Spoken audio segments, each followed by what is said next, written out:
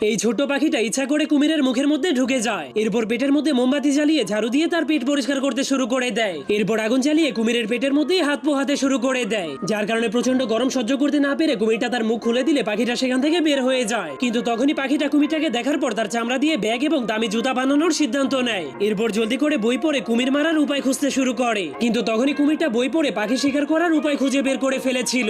এজন্য সে তার টুপির সাহায্যে একটা নৌকা বানিয়ে সেই নৌকাটাকে তার মাথার উপরে দিয়ে লুকিয়ে পড়ে, আর তার পাশেই একটা ফ্রিতে নৌকায় চড়ার বোর্ড লাগিয়ে দেয়। যা দেখার পর হাঁসটা কোনো কিছু না ভেবেই অনেক খুশি হয়ে সেই নৌকায় চড়ে যায়। এরপর তার মাথায় একটা ছাতা দিয়ে ফ্রিতে নৌকায় চড়ার মজা নিতে শুরু করে। কিন্তু তখনই কুমিরটা তার প্ল্যান অনুযায়ী পাখিটাকে খাওয়ার জন্য উপরে নিয়ে যায়। তখন পাখিটা তার ছাতাটাকে বন্ধ করে নিচে তাকালেই কুমিরের আসল মতলব বুঝে যায়। এই জন্য সে জলদি করে জীবন বাঁচানোর জন্য একটা গাছের ডালে নেমে যায়। কিন্তু তখন সেই বোকা কুমিরটা মনে করছিল আজকে সে অনেক মজা করে পাখির মাংস খেতে পারবে। এই জন্য সে অনেক খুশি হয়ে যখনই তার মুখ বন্ধ করে হাসতে শুরু করে দেয়, তখনই হঠাৎ করে সে ওই পাখির ফাঁদে আটকা পড়ে উল্টো